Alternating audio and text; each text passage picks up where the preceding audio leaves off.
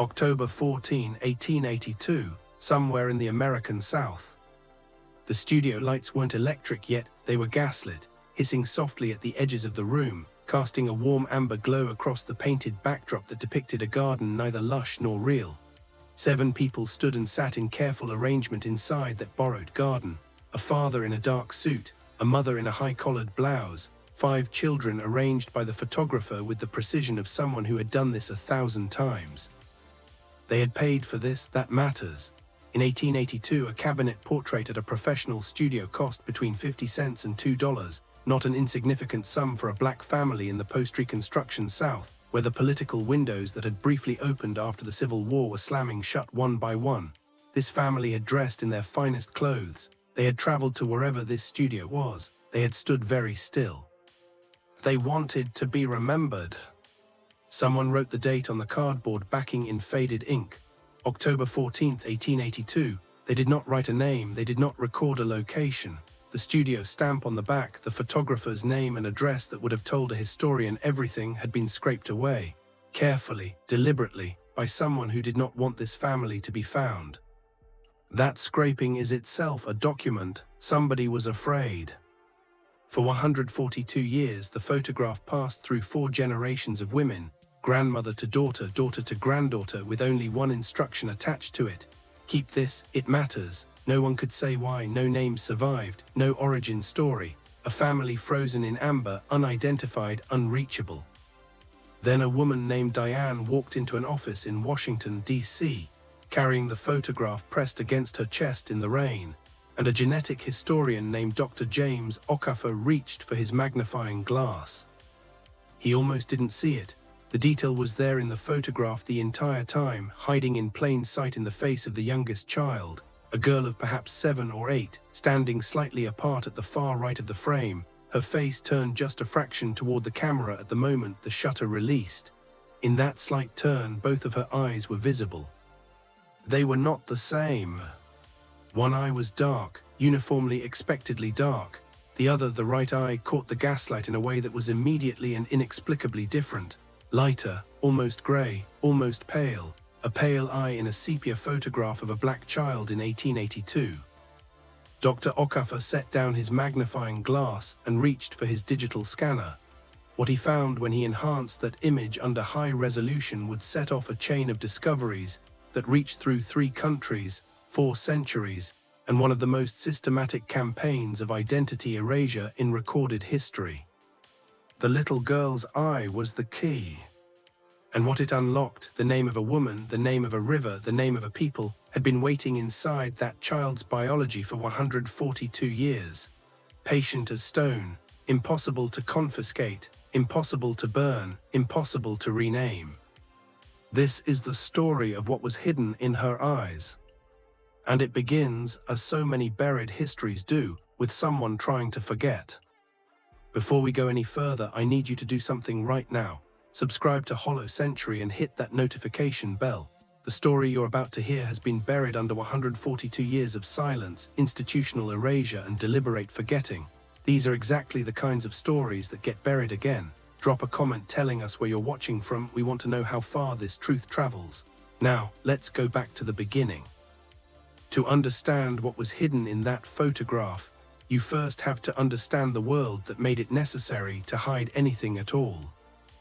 The American South in 1882 was in the full grip of what historians call the redemption, a word that tells you everything about who was writing the history.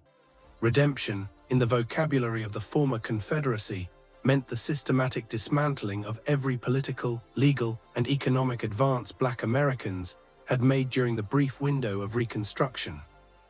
It meant the restoration of white supremacist rule through violence, legislation, and the deliberate manipulation of memory. Between 1877 and 1900, more than 2,500 Black Americans were lynched in the South. Voting rights secured at gunpoint after the Civil War were being stripped away through poll taxes, literacy tests, and outright terror. Black men who had served in state legislatures were being driven out of public life, sometimes violently. Black landowners were losing their farms through fraud, false debt, and legal mechanisms designed specifically to return them to economic subjugation. And through all of it, the records were disappearing. This is the part that most history classes skip entirely. The systematic erasure of Black American identity was not incidental, it was architectural. It was built into law, into the organization of public records offices, into the structure of courts and censuses and church registries. An enslaved person had no legal surname. They took their enslaver's name or no name at all. When slavery ended, the names they chose for themselves were frequently unrecorded or recorded incorrectly. Freedmen's Bureau records, the most comprehensive attempt to document Black life in the post-war period, covered only the years 1865 to 1872 and were riddled with the biases and indifference of the agents who created them. Many were destroyed or lost.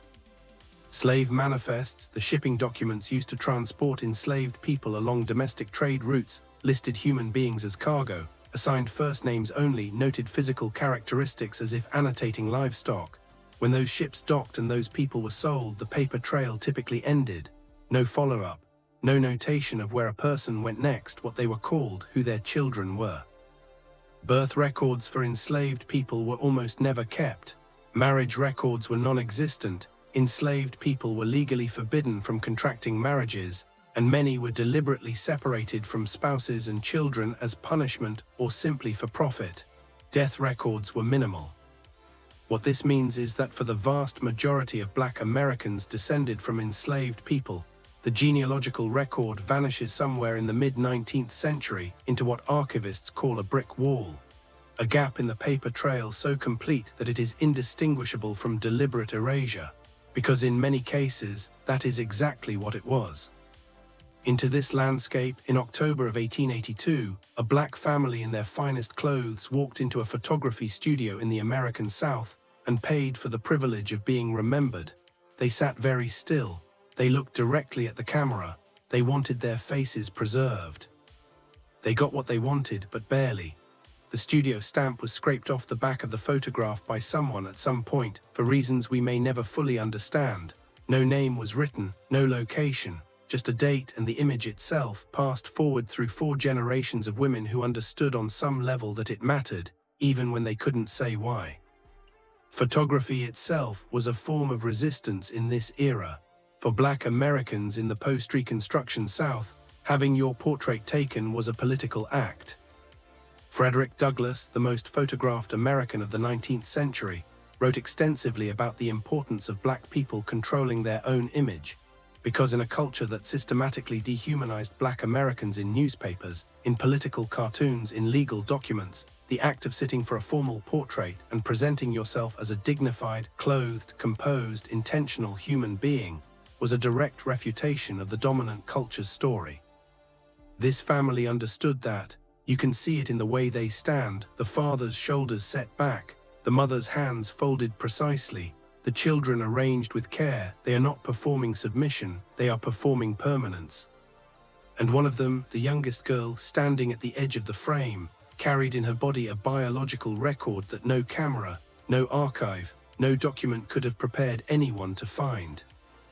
There is also the world of African genealogy to consider, the other half of the equation. Because the question of who this family was cannot be answered without asking where they came from before they came here. And before here was the Atlantic crossing, before the crossing was the coast, before the coast was the interior, the villages, the rivers, the peoples who had lived in West Africa for thousands of years, before European slavers arrived and began treating them as a commodity. The transatlantic slave trade brought approximately 12.5 million enslaved Africans to the Americas between 1500 and 1875. Of those, historians estimate that 400,000 arrived in what is now the United States. Each one of those 400,000 had a name before they arrived, a family, a language, a village, a river. Every single one of those names was stripped away. The systematic erasure didn't begin in 1882 with a scraper on a photograph backing. It began on the shores of West Africa, in the barracoons where enslaved people were held before being loaded onto ships. It continued in the holds of those ships. It completed itself on the auction blocks of Charleston and New Orleans and Richmond, where enslaved people were renamed, their origins erased, their languages banned, their religions suppressed, their family connections deliberately severed. What this family's photograph represents, What the woman who kept it understood when she said, "Keep this, it matters," is the stubborn persistence of identity against a system designed to destroy it. That a 7-year-old child's eye would one day become the key to recovering what that system erased is not a miracle. It is a reckoning.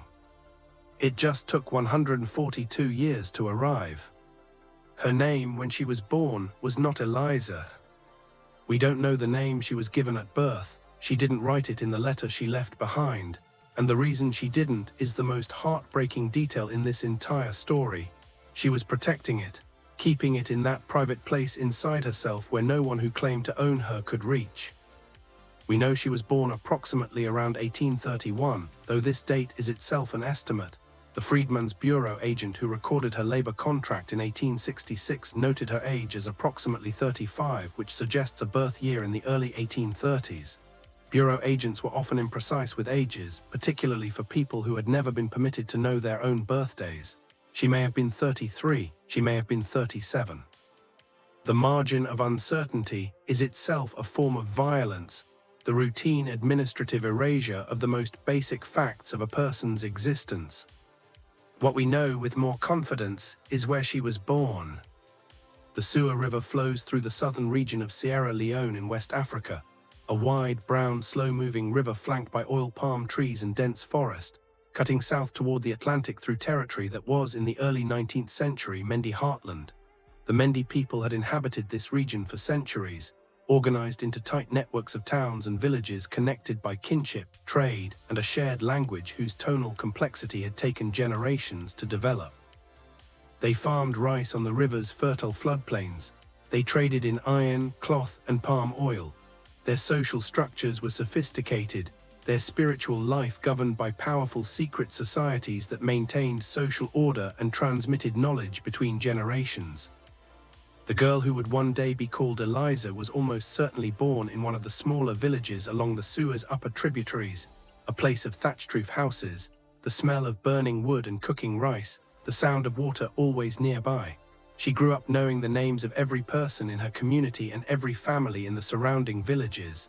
She knew which plants healed and which were dangerous. She knew the rhythms of the agricultural calendar, when to plant, when to harvest, when the river would rise. She knew the stories her community told about themselves, the oral histories that carried the accumulated knowledge of generations. She also knew something her community had already begun to learn, that men came in the night and took people away. The transatlantic slave trade had been active along the Sierra Leone coast since the 16th century, and by the 1830s and 1840s, the decades of Eliza's childhood and adolescence, it was intensifying. The British had formally abolished the trade in 1807 and were attempting to enforce that abolition with naval patrols along the West African coast, but the demand for enslaved labor in the American South was accelerating faster than any enforcement mechanism could stop it. The price for a healthy young adult on the American domestic slave market in the 1840s was between $800 and $1,200, equivalent to well over $30,000 today. That kind of profit created enormous incentive for West African slave raiders who targeted interior communities precisely because they were harder for the British Navy to reach. The raids came most often at night. They came in the dry season when people were sleeping after harvest and the paths through the forest were passable. They came quickly and violently, and they took whoever was reachable, primarily young adults and children, the most valuable on the market. They left behind burned houses, shattered families, and a silence that stretched forward through generations. Eliza had her mother's eyes, not both, that would have been impossible, but the one that was different, the one that caught light like still water, the one that the Freedmen's Bureau agent would one day describe as grey-blue distinctive that came from her mother. Her mother had it too. Her mother's mother had it before her. A genetic thread running backward through the women of this family like a cord you could only trace if you knew what you were looking at. Her mother told her what it meant, or tried to. The tradition, as Eliza would later write in the letter she left at the Amistad Research Center, the letter that would sit in an archive for 43 years before anyone understood its significance, the tradition was that the mismatched eyes were a sign, a biological notation of origin, of belonging, of a specific place and a specific people. Her mother told her this means we came from somewhere, and no matter where they take us, this will follow. She didn't know when her mother told her that it would need to follow her across an ocean. We don't know precisely when Eliza was taken, sometime in the late 1830s or early 1840s, given the timeline the records suggest. We don't know if her mother was taken with her or left behind. We don't know how many days she walked before reaching the coast. We don't know the name of the ship that carried her across the Atlantic. Those records, to the extent they were ever kept, have not survived or have not yet been found. What we know is that by 1849 she was in Charleston, South Carolina. The slave manifest from that year lists her among the people being transporting along the domestic slave trade route, a coastal shipping record, a bureaucratic notation in a ledger of human property. Her name is given as Eliza. Her age is listed as approximately 18. Beside her physical description, the agent who prepared the manifest wrote 2 words, "Eyes different." 2 words, that was all. A curiosity, an annotation, a detail worth noting because it was unusual. The person who wrote those words had no way of knowing they were writing the first entry in a chain of documentation that would eventually lead a genetic historian named James Okafor to the banks of the Sewer River, 175 years later. Between the manifest of 1849 and the labor contract of 1866, there is silence. 17 years of Eliza's life that the records don't speak. She was somewhere in South Carolina enslaved. She survived. She survived whatever those 17 years were. She survived the Middle Passage. She survived the auction block. She survived whatever plantation or household she was forced into. She survived the Civil War, the fighting, the chaos, the violent disruption of everything she had been forced to build inside the prison of bondage. And when the war ended, and the Freedmen's Bureau agent in a South Carolina district sat down to record her existence in a labor contract in 1866, she was approximately 35 years old. She gave her name as Eliza, and someone thought to note one eye brown, one eye gray-blue distinctive. She was still carrying her mother's eyes. She would carry them for the rest of her life, and she would pass them to her children. And the photograph taken on October 14, 1882, would capture them in the face of a 7-year-old girl standing at the edge of a studio frame, her face turned slightly toward the camera in the moment before the shutter closed. The last ordinary moment was probably a morning in the early 1840s, a specific morning she would remember for the rest of her life, though she would spend decades trying to preserve it rather than forget it. The smell of the river, the sound of her mother's voice, the weight of ordinary life before someone came and took it away. The men who took Eliza from the Sewer River Valley did not think of themselves as criminals. That is the first and most important thing to understand about the system that destroyed her first life. They operated inside a legal and economic framework that not only permitted what they did but rewarded it. In the United States, by the 1840s, the importation of enslaved Africans from abroad had been federally banned since 1808. The international trade was illegal, but the domestic slave trade, the buying and selling and transporting of enslaved people within American borders, was not only legal but thriving. It was one of the largest industries in the antebellum South. By 1860, the combined value of enslaved people in the United States was estimated at approximately $3.5 billion, more than the total value of all the manufacturing industry, all the railroads, and all the productive farmland in the country combined. The men who actually raided Mendi villages and walked captives to the coast were West African slave raiders working for West African and European merchants who operated barracoons, holding facilities, along the Sierra Leone coast. Their customers were the captains of American and Cuban ships who had found ways to continue the illegal transatlantic trade despite the British naval blockade. The network stretched from the interior of West Africa to the auction blocks of Charleston and New Orleans, and it involved dozens of people at every node, each one taking a cut, each one insulated from the violence at the other end of the chain. The most active period of illegal transatlantic slave trading to the United States occurred between approximately 1820 and 1860, with a final acceleration happening in the 1850s, a paradoxical intensification as abolition sentiment in the North grew stronger, because slaveholders in the South became more desperate to import labor before any political change could make it impossible. Historians estimate that tens of thousands of Africans were illegally imported to the United States in the final decades before the Civil War. The name that appears on Eliza's 1849 slave manifest as the party claiming ownership is recorded simply as R. Whitfield. This name appears in several South Carolina slave records from the 1840s and 1850s, associated with a rice and cotton operation in the Lowcountry region. The Whitfield holdings by 1850 were assessed in probate records at approximately $47,000, a figure that included enslaved people as property. R. Whitfield was not extraordinary. He was entirely, chillingly ordinary, one of thousands of men across the South who participated in the system of human bondage, not because they were exceptional monsters, but because the system made it possible, legal, and profitable. The truly efficient violence was administrative. It was the manifest. It was the labor contract. It was the probate inventory that listed a woman with mismatched eyes alongside field tools and livestock. The violence was in the paperwork, in the columns and the categories, in the bland, bureaucratic language that converted human beings into line items. The men who built that system, the lawyers who drafted the slave codes, the legislators who maintained them, the judges who upheld them, the ministers who preached the theology of racial hierarchy that justified them, were the villain. Not one man, a structure, a machine that produced documents. And the machine had a specific mechanism for handling identity. When enslaved Africans arrived in American ports, they were renamed as a matter of routine. The name they arrived with was considered irrelevant. Legally, they had no status that required a name to be preserved. They were assigned new names by the people who claimed to own them.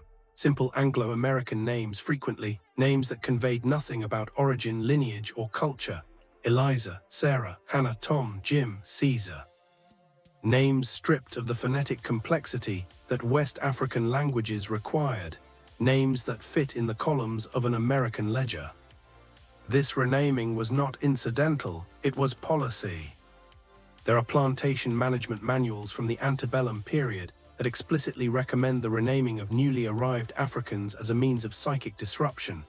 The logic being that a person's name connects them to their community, their ancestors, their sense of self, and that severing that connection accelerated what the manuals called seasoning, the process of breaking an enslaved person's resistance and making them, as the documents described, productive.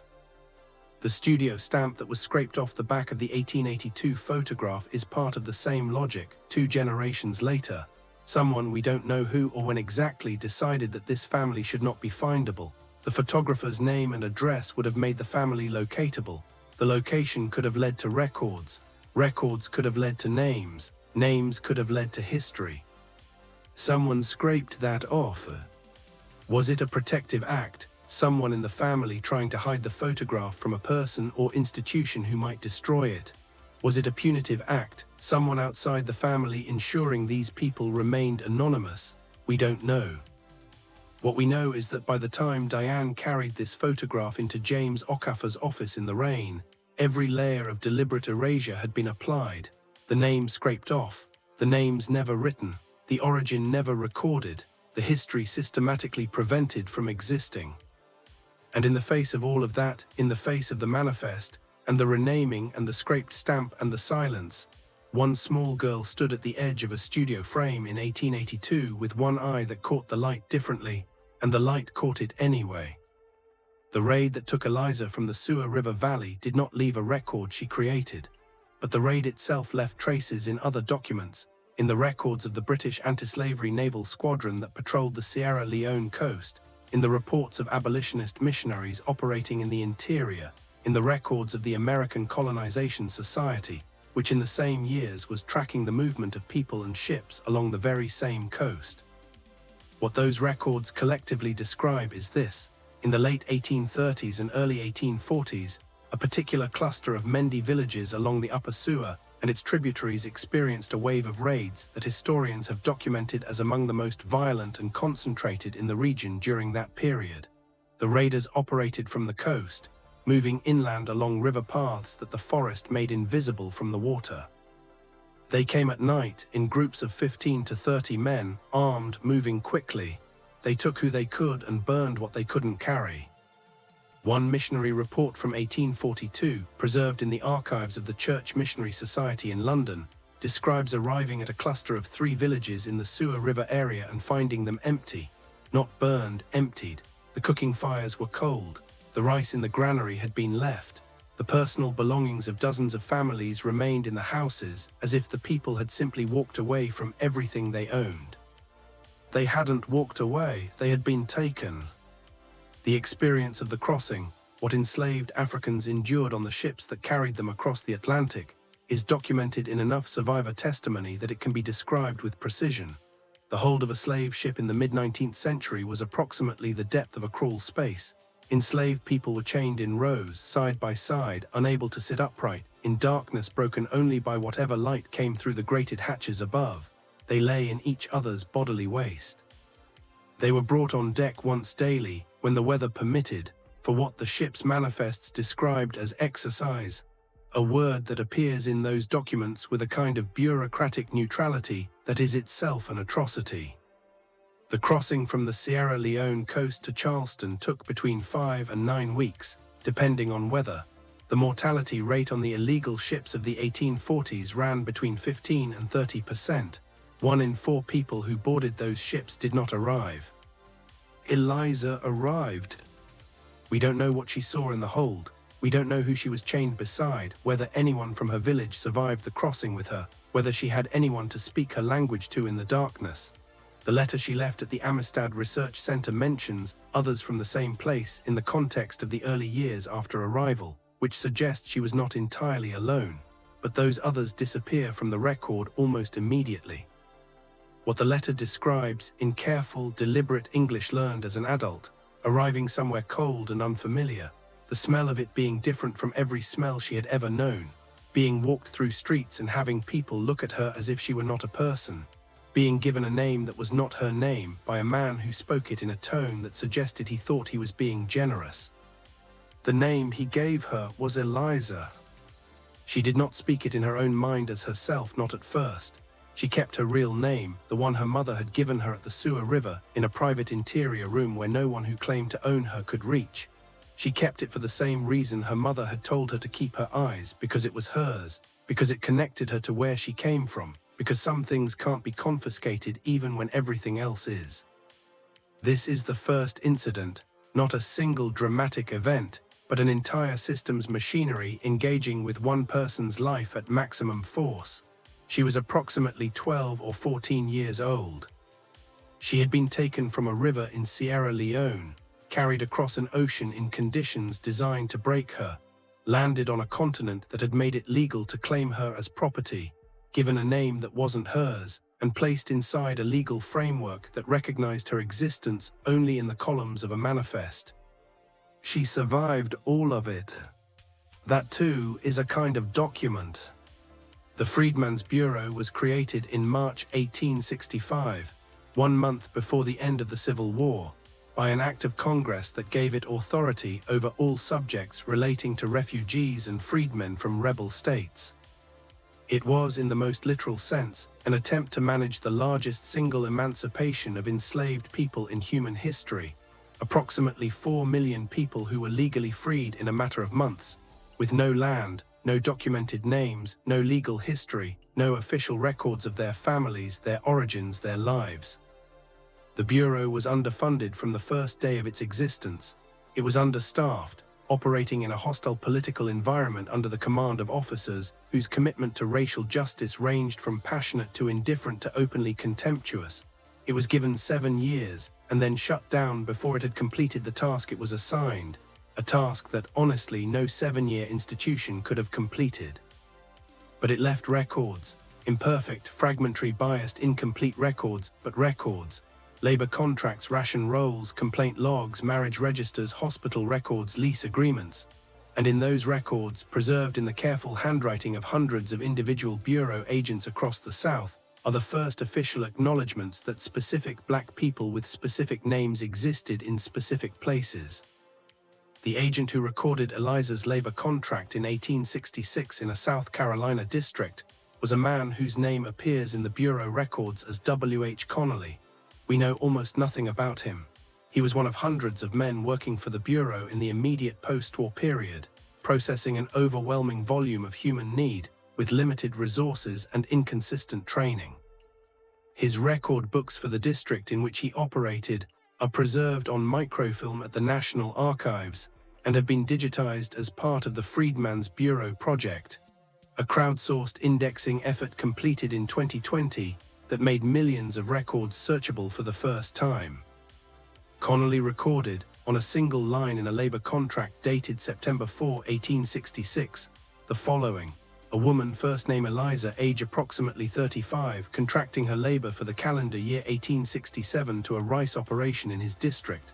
The contract specified terms: payment in shares, provision of housing, certain rights to move on foot within specified distances. It was signed with Eliza's mark, an X, because she had not been permitted to learn to write during the years of her enslavement. And in the physical description column, which Connolly appears to have taken more seriously than many of his colleagues, filling in details that other agents left blank, he wrote, "One eye brown, one eye gray-blue distinctive." Connolly did not know what Waardenburg Syndrome was. The genetic basis for iris heterochromia would not be described in medical literature for another 60 years. He noted the detail because it was unusual, because a woman with eyes that didn't match was memorable. Because, and this is a historically grounded speculation, accurate physical descriptions in Bureau labor contracts occasionally helped resolve identity disputes when workers were denied their wages by claiming the person who showed up to collect wasn't the person who had signed the contract. He noted it as a practical administrative detail. He could not have imagined that it would, 155 years later, serve as a biological fingerprint, the detail that would allow a genetic historian to reach across a century and a half and connect a woman in an 1882 photograph to a labor contract in 1866 to a slave manifest in 1849. W.H. Connolly filed his report. He moved on to the next entry. He probably didn't think about the woman with the mismatched eyes again. But the detail survived. It survived the Civil War, the collapse of the Reconstruction government, the fires and floods that destroyed countless public records in the South, the deliberate destruction of documents that might have been useful to black genealogists, and 155 years of general indifference. It survived because it was written in a column in a government form that was eventually microfilmed, and eventually digitized, and eventually made searchable by thousands of volunteers who understood, even if they couldn't always articulate why, that these records mattered. The first witness to Eliza's existence in American records is an imperfect one, a man doing a government job in a hostile environment with incomplete tools, noting a physical detail because it seemed administratively useful. He was not a hero, he was a functionary. But the note he made survived when almost everything else was lost. And when James Okafor entered the physical description, one eye brown, one eye gray-blue, into the Freedmen's Bureau database, Connolly's notation reached back across 155 years and said, "Here, this is her, this is where she was." Eliza's story is not singular. This is the most important thing to understand and the most devastating.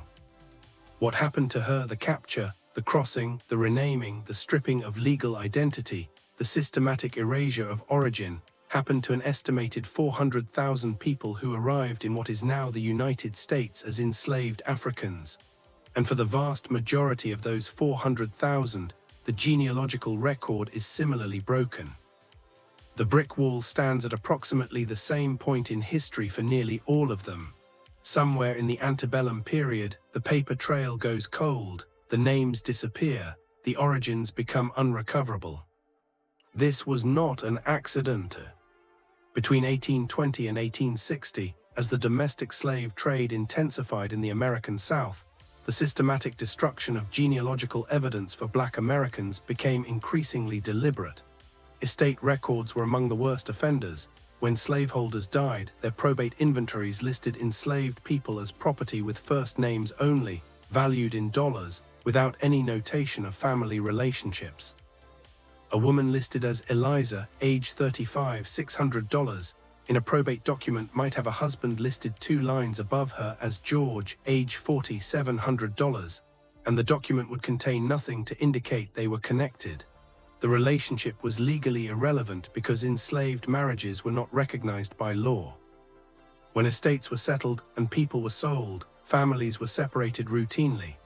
A historian named Michael Tadman, in his landmark 1989 study of the domestic slave trade, estimated that the interstate slave trade between 1820 and 1860 separated approximately 1 in 3 first marriages among enslaved people through the sale of one spouse.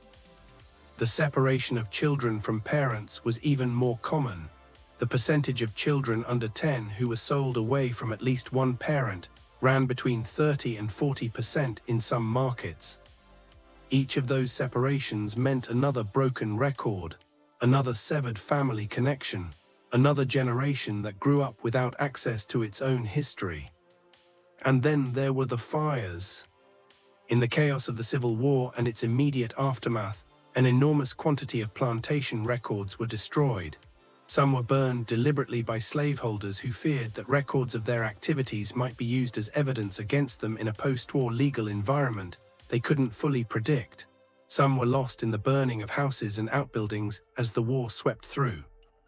Some were simply abandoned, left in courthouse basements, attic trunks and storage facilities where they slowly deteriorated over decades without anyone caring enough to preserve them. 3 men working through the night by lamplight, feeding pages into a fireplace one by one, watching names turn to ash. Not hypothetically, documented in Georgia, South Carolina, Virginia, Mississippi. Historians have reconstructed the evidence of these destructions from the gaps they left, from probate records that reference account books that no longer exist, from legal filings that cite correspondence that cannot be found, from the too clean silence of archives that should contain material for the years in question and contain nothing. By 1880, just 2 years before the photograph was taken, the documentary record of Black American life before the Civil War was already fragmentary to the point of near uselessness for genealogical purposes. What remained was precious precisely because so much had been lost. For families like Eliza's, the pattern of erasure had multiple layers. First, African origin deliberately and systematically suppressed at the point of entry. Second, American identity records kept incomplete or not at all during enslavement. Third, post-war records incomplete, underfunded, and subject to deliberate interference by a hostile political environment. Fourth, the records that did survive scattered across multiple archive systems, federal, state, church, private, that were largely unconnected and frequently inaccessible. Against all of this, individual families developed their own strategies of preservation. The photograph is one strategy. The passing of an image forward through generations, with the instruction "keep this, it matters," is a form of oral archive, a recognition that even without names, without documents, even without the ability to explain why it matters, the image itself carries something that should not be lost. Eliza's 1891 letter is another strategy, writing down what she remembered in a language she had learned as an adult in a country that was not hers, and leaving it somewhere it might be found. This was not the action of someone who had given up. It was the action of someone who understood that memory must be externalized to survive a body.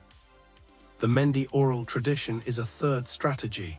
The Mendi people of Sierra Leone maintained, and continue to maintain, oral histories of incredible precision and depth, traditions that encoded genealogies, historical events, and geographic knowledge across hundreds of years. The specific genetic marker that Dr. Patricia Ewan's laboratory traced to the Mendi was not an accident of biology. It was a biological annotation of a cultural identity that the Mendi themselves had preserved through the very traditions that the slave trade had tried to destroy. There were other families in similar situations, families whose photographs, letters, genetic traits, and fragmented records sat in archives and attic trunks across the country, waiting for the tools that could connect them. James Okafor knew this. He had spent 15 years reconstructing lost genealogies for Black American families, and in every case he had found the same pattern: systematic erasure, partial survival, and somewhere in the survival, one detail, one document, one physical trait that the erasure had missed. One eye brown, one eye grey-blue, distinctive, eyes different. The detail the system hadn't thought to destroy. The pattern had not been a coincidence. The people who had built the system of American slavery understood, with the cold pragmatism of anyone building a long-term institution of exploitation, that erasure of identity was necessary to the system's survival. People who knew who they were, where they came from, and who their families were had a foundation for resistance. Strip that away and resistance became harder. Not impossible, Eliza's letter proves that, but harder. The pattern of erasure had been applied with extraordinary consistency, and it had been almost entirely successful. Almost. The almost is what James Okafor had been chasing for 15 years. The one thing that didn't get destroyed, the one detail that survived, the seam in the erasure where the truth was still visible if you knew how to look. The girl in the photograph had one eye brown and one eye that caught the light. The seam had been there the entire time. If you're still with us, and you should be because this story is only deepening, make sure you're subscribed to Hollow Century and have that notification bell on. What we're uncovering tonight has been buried under 142 years of institutional silence, deliberate erasure, and the kind of forgetting that wasn't accidental. Share this video with someone who deserves to know what history actually looked like. Hit that like button. Now, let's go back to James Okafor's office. Dr. James Okafor had not set out to become a specialist in the intersection of genetics and genealogy. That specialization had found him gradually, the way most meaningful professional evolutions do, through the accumulation of cases that pushed the available tools to their limits. He had started in the archives. His doctoral dissertation at Howard University had been a reconstruction of a single family's genealogy across 6 generations, tracing them from a 1920 Harlem address backward through the Great Migration, through Reconstruction, through enslavement in Georgia, to the brick wall that every Black American genealogist eventually hits. Somewhere around 1850, the documentation collapsed into silence. He had gotten through that brick wall finally, using a combination of estate inventories, church records, and a single notation in a Freedman's Bureau complaint log, a woman's name appearing in a dispute over unpaid wages, with a physical description detailed enough to establish her as the same person mentioned in a will filed 20 years earlier. It had taken him 4 years to make a connection that covered 11 inches of archival shelf space. That case had taught him that the details matter most when everything else is gone. Physical descriptions, specific dollar amounts, notations made by functionaries who had no reason to think the detail they were recording would ever be important. These were the surviving threads. These were what his work had been built around. He had added genetic analysis to his toolkit after a 2017 case, in which a DNA ancestry test taken by one of his clients had come back with a cluster of matches that led, through a chain of careful comparison, to a family in Nigeria whose oral history included a specific account of a great-great-grandmother sold away in the mid-19th century. That case had taken 18 months, and involved collaboration with 3 geneticists and an oral historian. It had changed how James thought about the relationship between biological evidence and documentary evidence. He understood by the time Diane walked through his door that the 2 types of evidence were not separate disciplines, they were complementary modes of reading the same story.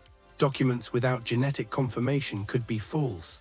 Genetic results without documentary context were uninterpretable, but together in the right case they could reach further back than either could alone. He scanned the photograph at 2400 dpi, a resolution high enough to detect details invisible to the naked eye.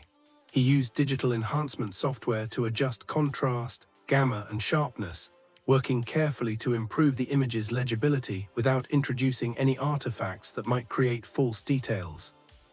He had done this with dozens of archival photographs over the years, and he had developed a protocol: always preserve the original scan unaltered, always work on copies, always document every adjustment made to the image so that the enhancement could be explained and replicated. When he zoomed into the youngest girl's face and the enhanced image resolved to the point where both eyes were clearly visible, one uniformly dark, one noticeably, unmistakably lighter, he did not immediately reach for the medical literature. He sat with the image for several minutes first. He had learned to do this, to look before he explained, to let the evidence be what it was before he started classifying it. What he saw was a child's face, 8 or 9 years old, give or take, small-featured, composed, the same careful stillness as every other person in the frame. A child who had been told to hold still and was holding still, and in her face, visible only because she had turned very slightly toward the camera at the last moment, a biological asymmetry so unusual in the context of this photograph, in this historical period, in this community, that it stopped him cold. He reached for the medical literature because he knew, without quite being able to say how he knew, that this was not a random variation. This was a specific thing with a specific cause, and specific causes left specific trails. Waardenburg Syndrome, Type 2A autosomal dominant inheritance pattern, heterochromia iridum or irides, one iris or both irises displaying pigmentation that differs from what's typical for the individual's background. White forelock, a patch of depigmented hair at the front of the scalp. The mutation causes disruption in the development and migration of melanocytes, the cells responsible for pigmentation throughout the body. The autosomal dominant inheritance pattern meant that the mutation only needed to be inherited from one parent to express, and it meant that in a family line where the mutation existed, it would appear in approximately half of all children across every generation. Not every child, not in the same form every time, but consistently, repeatedly, predictably. A genetic thread that didn't skip generations. He called Dr. Patricia Ewan that evening because Patricia was the best geneticist he knew, and because she had specific expertise in hereditary pigmentation conditions that had been useful in 2 previous cases. He explained what he'd found in the photograph. She was at his office the following morning with coffee and a hard drive, and 3 journal articles on Waardenburg Syndrome Type 2 pulled up on her laptop.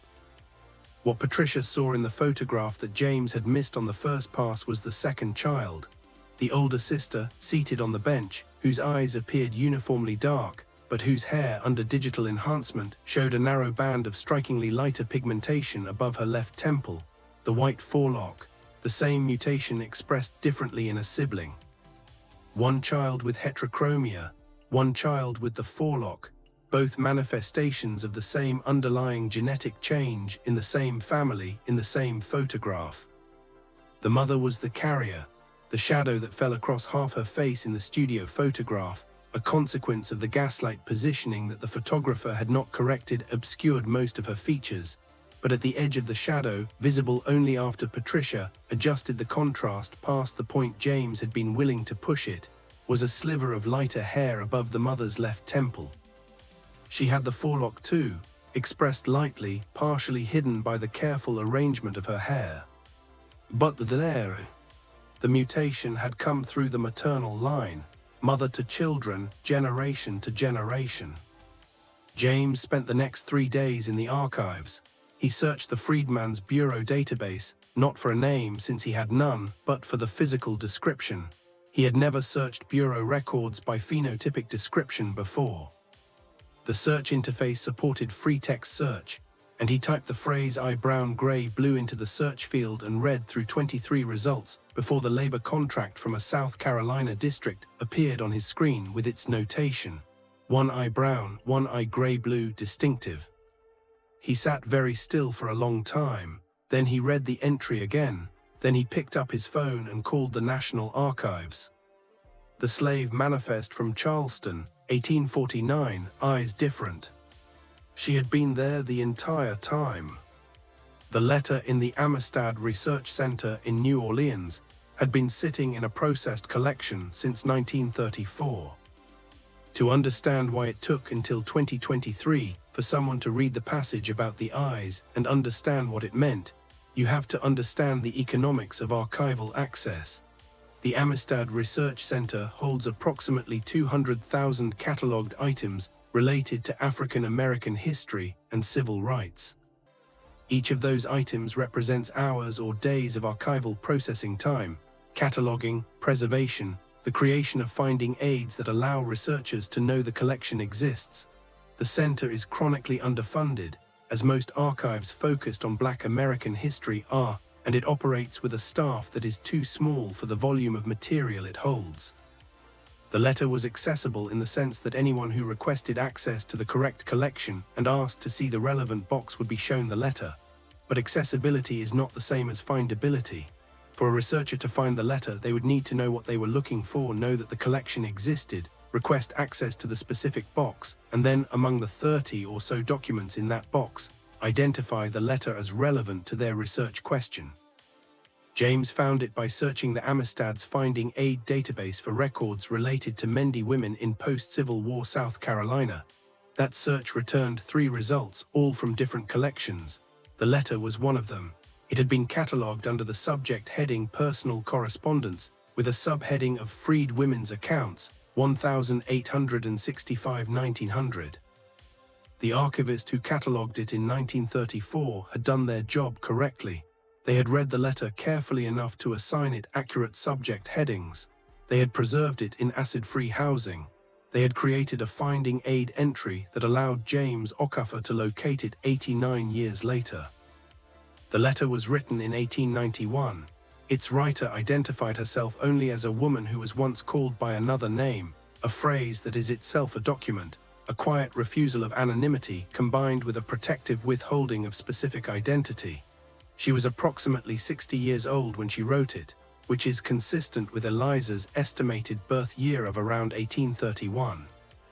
The handwriting is careful and deliberate, the English of someone who learned the language as an adult, who had taken considerable time and effort to master the mechanics of written expression in a language that was not native to her. She wrote about her childhood. This is the passage that matters most, and I'm going to read it in full because Eliza's own words are more powerful than any paraphrase. I was born near a river, not this river or any river of this country, but a river that was wide and brown and slow in the dry season and loud in the rains. My mother could name every tree along that river. She could name them in the way we named things, which is not the way things are named here. She could tell me what each tree was for, what it healed and what it asked of you, and what to call it when you needed it at night. I have tried to remember all of this. Some of it I have kept. Some has gone away in all the traveling. My mother had eyes that did not match, one dark as river mud, one pale as morning sky. She told me her mother had the same. She told me it was a sign that we came from a particular place and that no matter how far we were taken, that sign would follow us. She said, "This means you will always know who you are, even when they tell you something different." I did not know when she told me that I would need to remember it across an ocean. I am writing this because there are people who came from that river who may be found someday, and I want them to know what that sign means. It means you are from us. You are from the river. The river has a name. Find the river and you will find us. The letter continues for 3 more pages, descriptions of the landscape she came from, the sounds of the language she grew up speaking, the number of children she raised, the names she gave them and why. Near the end she writes, "My real name is a name I am keeping. It is the last thing of mine that no one can take, but I have written the other things down so that the one who finds this will have enough." She signed it, "A woman who was taken from the river and brought back to nothing except memory, which they could not take." James read this letter 3 times at his desk at Howard University before he was certain he understood what he was holding. She had known, she had understood decades before any genetic or archival technology existed to confirm it, that the biological trait she had inherited from her mother was meaningful, that it was specific, that it was a locator. She had understood that the eyes were more than a physical curiosity, that they were a record of origin, and she had tried to preserve that understanding in a letter written in a language she had learned the hard way, in a country she had been brought to against her will, for people she would never meet. She was trying to leave a message forward in time. She left it in 1891. It arrived in 2023, when James Okafor found the letter while searching for any records related to Mende women in post-Civil War South Carolina. The gap between sending and receiving was 132 years. She had known the message would take a long time. Eliza's resistance was of the kind that history is worst at recording, because it left no dramatic confrontation, no violence, no legal proceeding to document. It was the quieter, deeper resistance of preservation, the work of keeping things alive that powerful forces wanted dead. The letter is the most visible act, but the letter is only possible because of everything that came before it.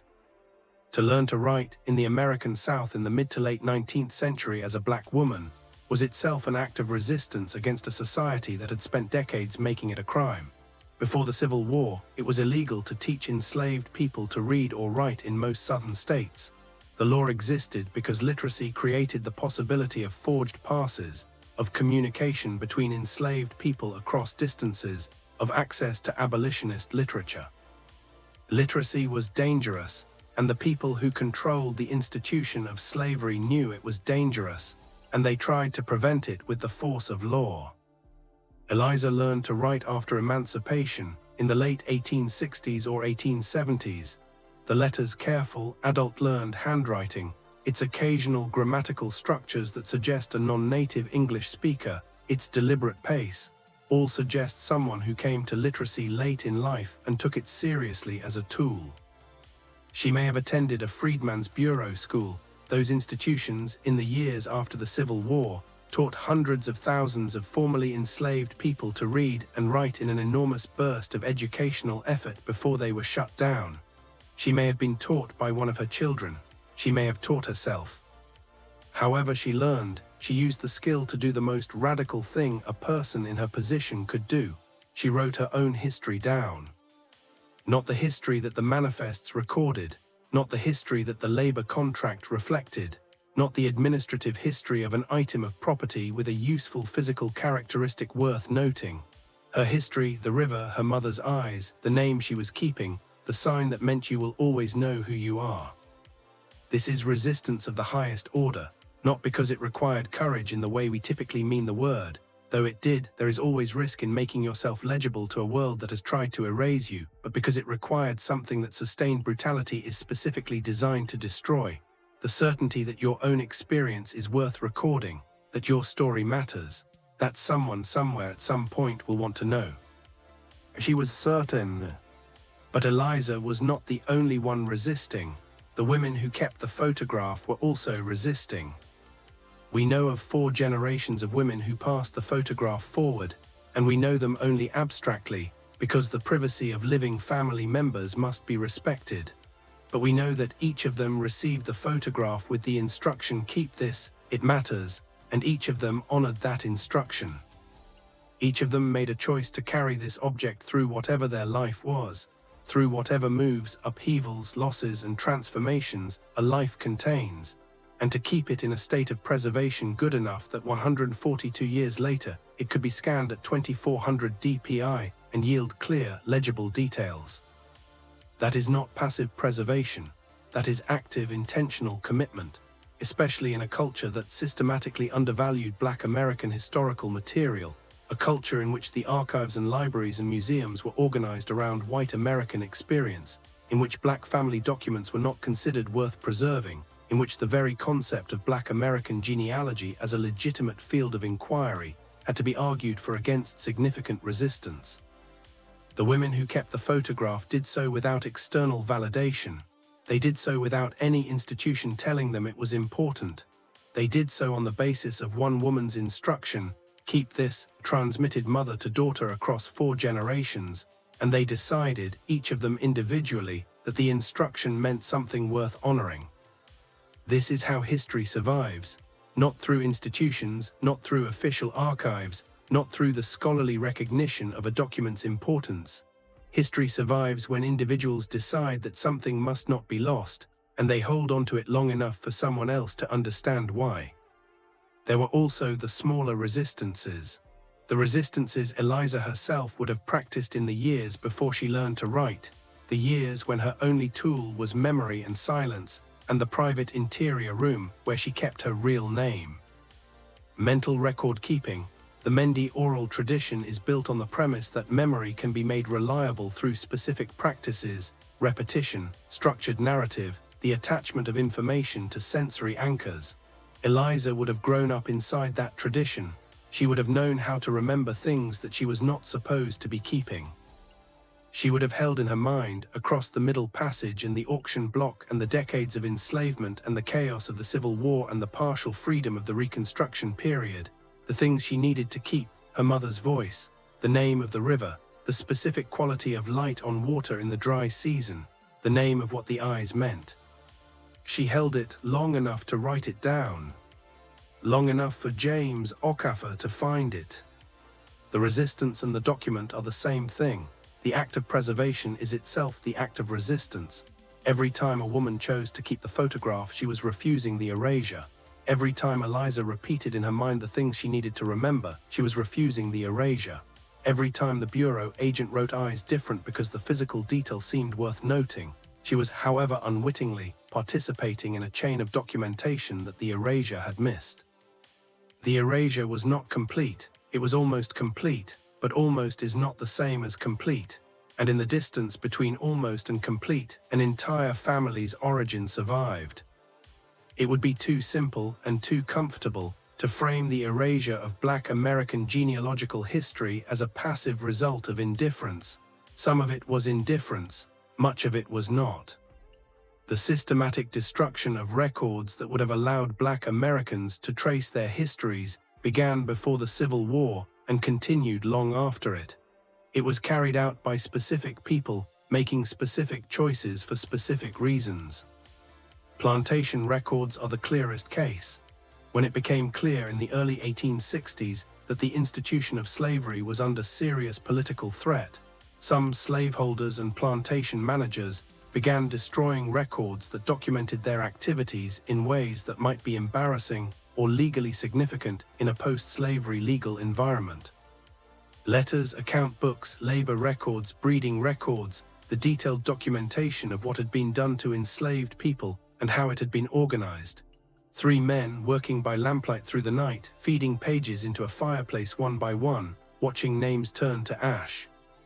Not hypothetically, this happened. It happened in documented cases in Georgia, South Carolina, Virginia, and Mississippi in the years between 1860 and 1865. Historians have reconstructed the evidence of these destructions from the gaps they left, from probate records that reference account books that no longer exist, from legal filings that cite correspondence that cannot be found, from the too clean silence of archives that should contain material for the years in question and contain nothing. After the war, the destruction continued through different mechanisms. The political suppression of Reconstruction was in part a record suppression campaign. Black legislators who had served in Southern state governments in the late 1860s and early 1870s were not only driven from office, the records of their service were frequently minimized, lost, or actively obscured. Newspapers in South Carolina, Georgia, and Alabama that had published extensive coverage of Black political activity during Reconstruction later participated in what one historian called a conspiracy of selective silence, a process by which certain events were simply not indexed, not preserved in formal archives, not included in the bound volumes that survived into the 20th century. The studio stamp scraped off the back of the 1882 photograph fits within this larger pattern. We don't know who scraped it, we don't know when, but the photograph was taken in the full grip of redemption, the post-Reconstruction political moment in which Black visibility was dangerous, and the erasure of Black identity was politically active and socially normalized. The scraping of a studio stamp is a small act, but it is part of a cultural context in which the erasure of Black presence from the historical record was ongoing, systematic, and socially sanctioned. It also fits the specific vulnerability of photographic archives. Photography studios kept records of their clients. Those records, combined with the surviving photographs, would have created a trail of documentation for this family. Someone removed the one detail that connected the image to a specific studio, a specific address, a specific historical moment. The Freedmen's Bureau records themselves were nearly lost. The original documents were held by the National Archives, which in the mid-20th century was not particularly focused on preserving the genealogical utility of records related to Black Americans. Large quantities of Freedmen's Bureau material were stored in conditions that allowed deterioration. Some collections were lost entirely. What survives is a partial record, enormous by some measures, representing millions of individual entries, but partial, missing years and missing regions, and missing the details that agents had no incentive to record with precision. What is remarkable is not that the records are incomplete. What is remarkable is that the one entry James needed, the labor contract for a woman named Eliza in a South Carolina district in 1866, with the notation one eye brown, one eye gray-blue distinctive, survived when so much around it did not. The architects of the erasure, the legislators who built the system, the slaveholders who maintained it, the political operatives who dismantled Reconstruction, the men who scraped studio stamps off the backs of photographs, they succeeded in destroying an enormous quantity of evidence. They succeeded in making Black American genealogy the most difficult genealogical research problem in the world. They succeeded in breaking the paper trail in ways that will never be fully repaired. But they did not succeed completely.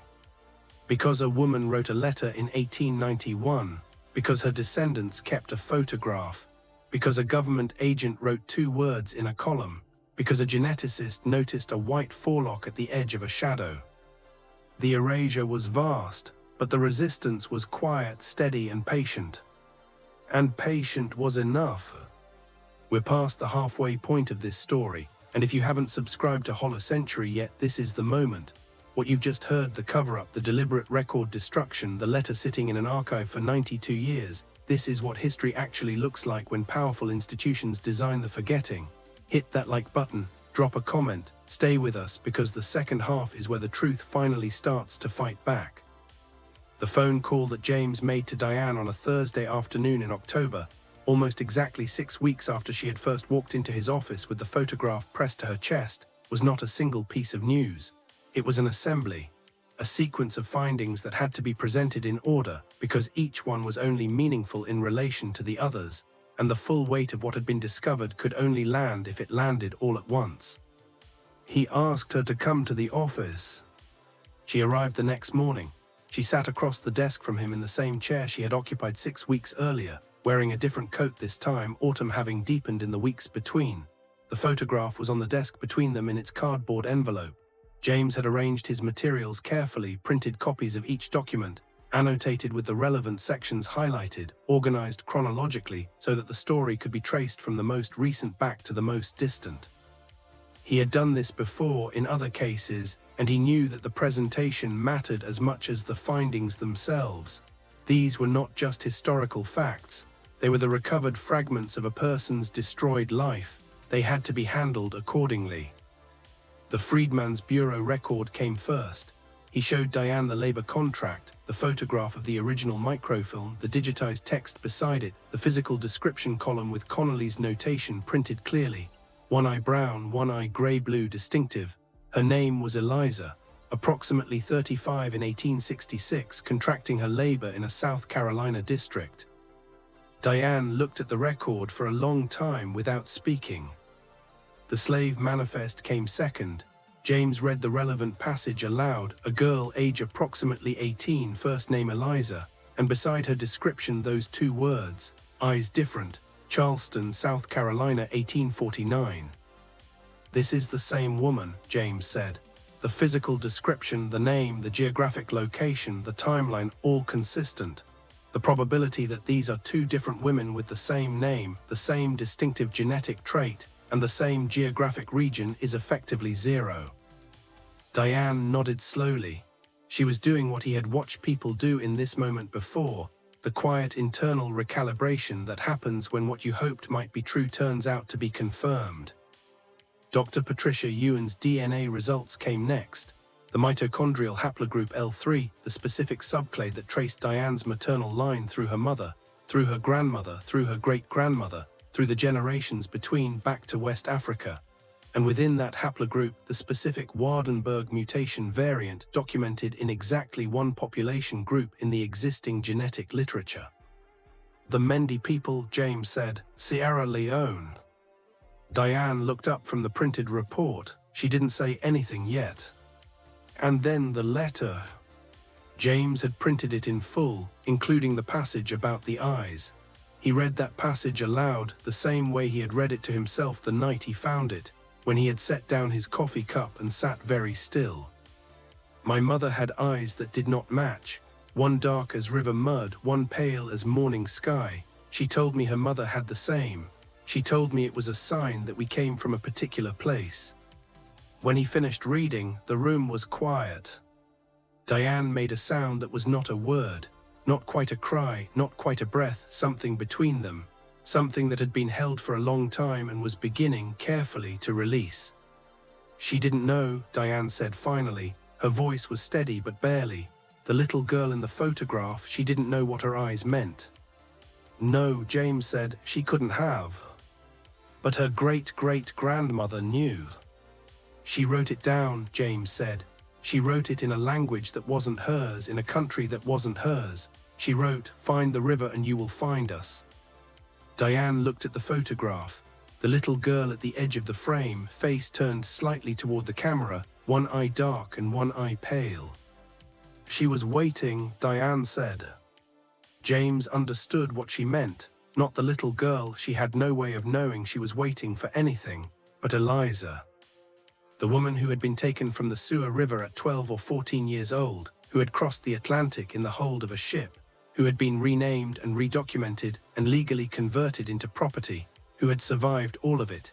She had known, in the way that people who have survived the unsurvivable sometimes know, that the recovery of what was taken would not happen in her lifetime.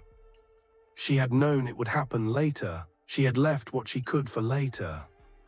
The Sewer River flows through the southern region of Sierra Leone today, as it did when Eliza was born.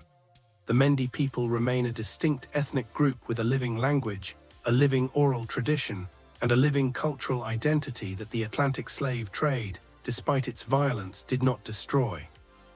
James had been in contact, through colleagues at Howard, with Mendi historians and cultural practitioners in Sierra Leone, and those conversations had confirmed the historical and geographic details in Eliza's letter. The river she described, its width, its seasonal behavior, the specific trees she mentioned, was consistent with the Sewer River's upper tributaries. The geographic corridor was real, the people were real, the origin was real. Diane sat with all of it for a long time. She looked at each document. She held the printed copy of the letter and read the passage about the eyes twice, reading it the way you read something you need to memorize, moving your lips slightly. She wanted someone to know, Diane said finally. Yes, James said, she did. There are no courtrooms in this story. There is no moment where a gavel falls and justice is declared. That is not how this kind of justice arrives. It arrives quietly in an office on a Thursday morning in October, when a woman holds a letter written by her ancestor in 1891 and understands for the first time what the instruction "keep this, it matters" actually meant. The justice is this, that after 142 years of silence, Eliza's name was spoken in the right direction, that the river was named, that the people were named, that a 7-year-old child's eyes, which had waited in a photograph for a century and a half, finally led someone home. This is partial justice. The system that took Eliza from the Sewer River, that renamed her, that converted her into a line item in a manifest, that stripped her descendants of the documentation they needed to know who they were, that system operated for centuries, and its effects persist in the broken genealogical records of millions of Black American families. The recovery of one name, one river, one origin does not repair what was destroyed. But it is true, it is recovered. It is documented now in the work of James Okafor and Patricia Ewan and the archivists at the Amistad Research Center, and the volunteers who indexed the Freedmen's Bureau records, and W.H. Connolly, who noted that a woman's eyes were remarkable. And Eliza, the woman who was once called by another name, who kept her real name in a private room, her real name is still being looked for. James believes it can be found. The Mendi oral histories, cross-referenced with the geographic specifics in the letter, may yield it. The research continues. She said, "Find the river and you will find us." The river has been found. Diane left the office that Thursday morning carrying the photograph the same way she had carried it in on that first rainy morning, pressed against her chest with both arms around it, protecting it from the world outside. But something about the way she carried it had changed. Before, it had been an obligation, a weight, keep this, it matters, without knowing why. Now she knew why. James Okafor continued the investigation after that meeting, because the investigation was not finished. The name, Eliza's real name, the Mendi name she had kept in the private interior room, had not been found yet. He had the river, he had the people, he had the letter, he had the geographic specifics. And he believed, still believes, at the time this story is being told, that the oral histories of the Mendi communities in the Suwa River Valley may contain a record of the families that were taken from that area in the late 1830s and early 1840s. The Mendi oral tradition is maintained by griots, specialist oral historians whose function is precisely the preservation of genealogical and historical memory across generations. The griot tradition is found across West Africa, and in communities that experience the most severe losses from the slave trade. The oral histories of the griots sometimes contain specific records of people who were taken, their names, their families, the approximate time and circumstances of their disappearance. James has been in correspondence with researchers at Fora Bay College in Freetown, Sierra Leone's oldest university, and with Mendi cultural organizations working to preserve and document the oral historical tradition. Those conversations are ongoing. The possibility that Eliza's birth name, or at minimum her family's name, the name of the lineage she came from, exists somewhere in a Mendi oral archive is real, not hypothetical. Dr. Patricia Ewan published her findings from the DNA analysis in a paper co-authored with James, in a genetics and genealogy journal.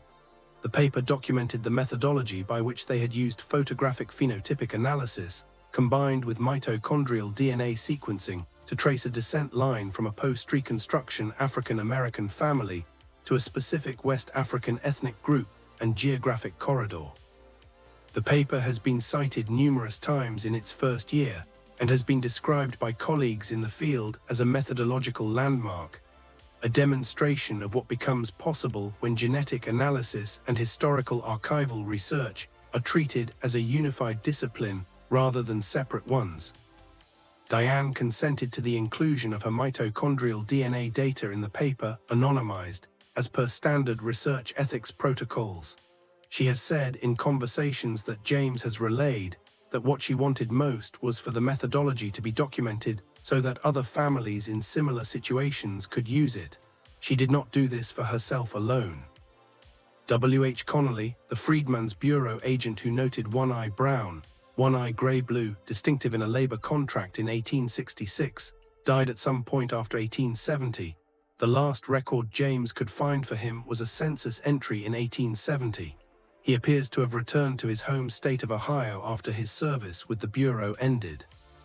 He lived quietly and died without any recognition of the fact that a notation he made in a routine labor contract would, 155 years later, serve as a critical link in the recovery of an African-American family's origin. He did not know. It's unlikely he would have understood what that notation would someday mean, even if someone had told him. He wrote it because she was there and the detail was worth noting. That is, in the end, all it required. The photograph itself, the cabinet card from October 14, 1882, has been professionally preserved and documented as part of the research project.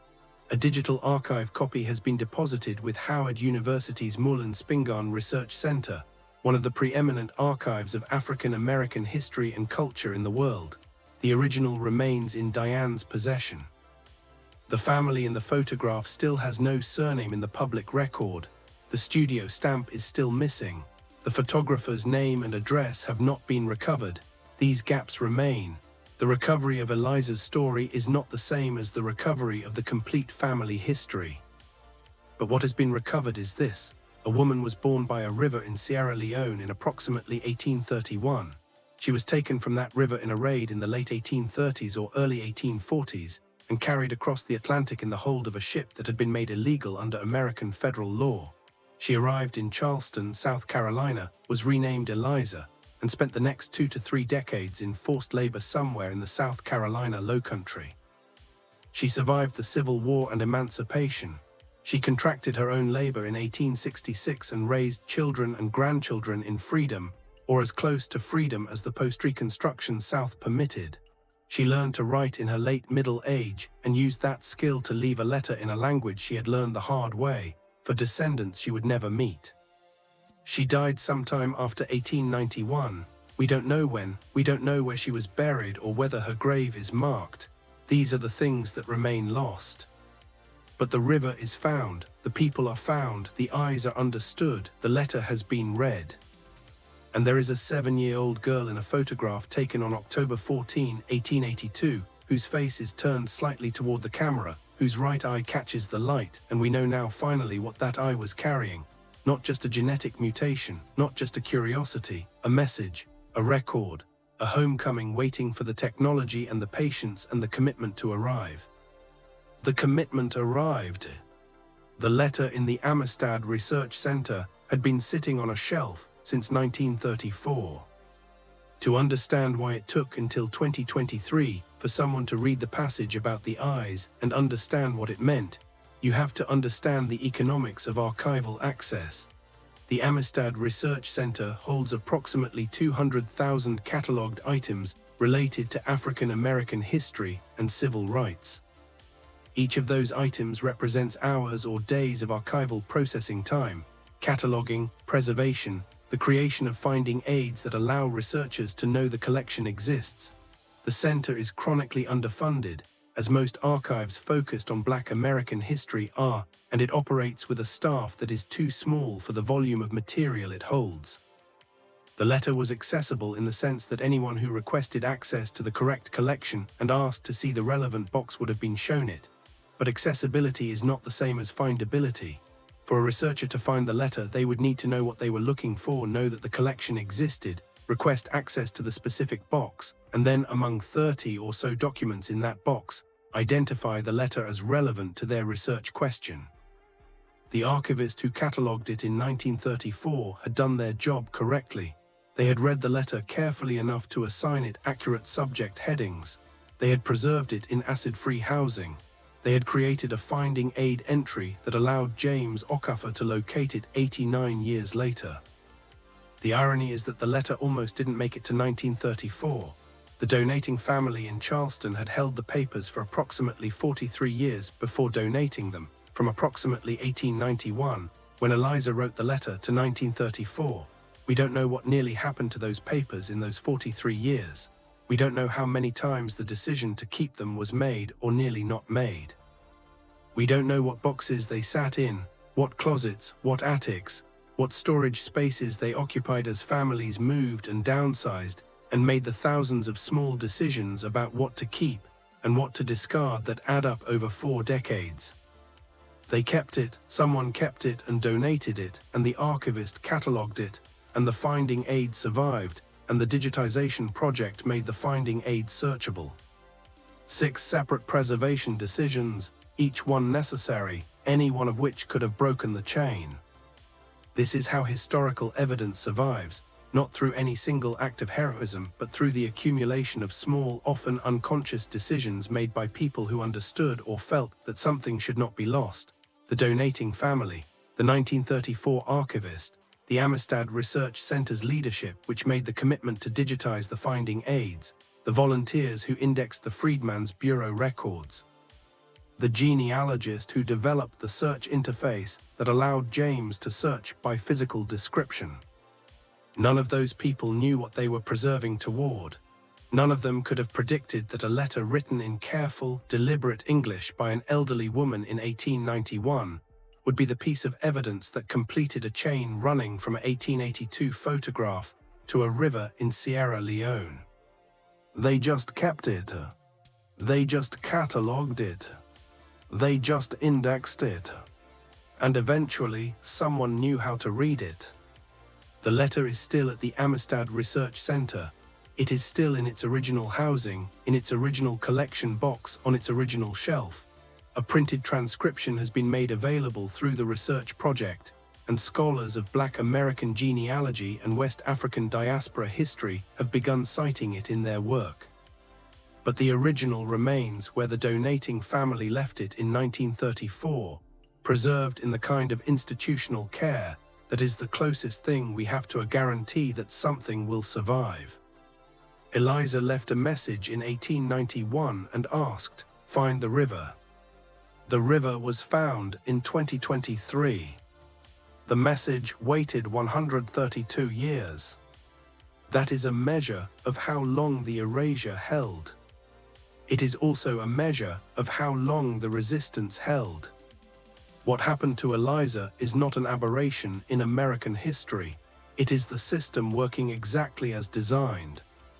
The system was built by legislators and lawyers and ministers and merchants who were not, for the most part, individually exceptional in their cruelty to accomplish a specific set of outcomes. First, the conversion of human beings into economic instruments. Second, the suppression of any identity, history, culture, or social bond that might create the conditions for resistance. Third, the maintenance of these conditions through law, violence, economic leverage, and the deliberate manipulation of the historical record. That system operated for nearly 2.5 centuries. Its effects did not end when slavery ended. The systematic deprivation of genealogical documentation that Eliza and millions like her experienced was followed, generation after generation, by the systematic deprivation of educational resources, legal recognition, economic opportunity, and political power. The broken records are not an artifact of a distant past. They are the reason that millions of Black Americans today cannot trace their ancestry past a brick wall in the mid-19th century. This matters not only as history, as a present reality. The technology that allowed James Okafor to find Eliza, the digitized bureau records, the genetic analysis tools, the searchable archival finding aids, exists in large part because of decades of advocacy by genealogists, historians, archivists, and community members who argued, against significant resistance, that Black American genealogical research was a legitimate scholarly and human priority deserving of institutional resources. That advocacy is ongoing. The digitization of relevant historical records is incomplete. The funding of archives focused on Black American history is chronically inadequate. The tools exist, but the tools need support. Eliza's letter said, "Find the river and you will find us." The river was found because the tools were developed, and the people who knew how to use them were persistent, and the archives that held the documents were funded and staffed and accessible. Remove any one of those conditions, and the river stays lost. I want you to hold 3 questions as you close this video. The first, Eliza chose to withhold her real name in the letter she left behind, describing it as the last thing that no one could take from her. What does it mean that we still don't know that name, and what would it take in the current moment to find it? The second, the Freedmen's Bureau record that made this discovery possible was created by a government agent doing a routine administrative job, who noted a physical detail because it seemed worth noting. How many similar details are sitting unread in archives right now, waiting for a researcher who knows what they're looking for? The third, the women who passed the photograph forward did so without external validation, without institutional support, on the basis of one woman's instruction transmitted across 4 generations. What are you carrying forward right now that deserves that same kind of deliberate, unconditional preservation? Subscribe to Hollow Century for more stories from the shadows of history, stories that history was designed to forget and that refuse to stay buried. Hit that notification bell because we are just getting started uncovering the uncomfortable truths that explain how we got here. Share this video with someone who needs to understand that genealogy is not a hobby. It is a form of justice. And justice, given enough time, given the right tools, given people willing to do the quiet work of keeping things alive, finds its way forward. Every single time. I'll see you in the next one.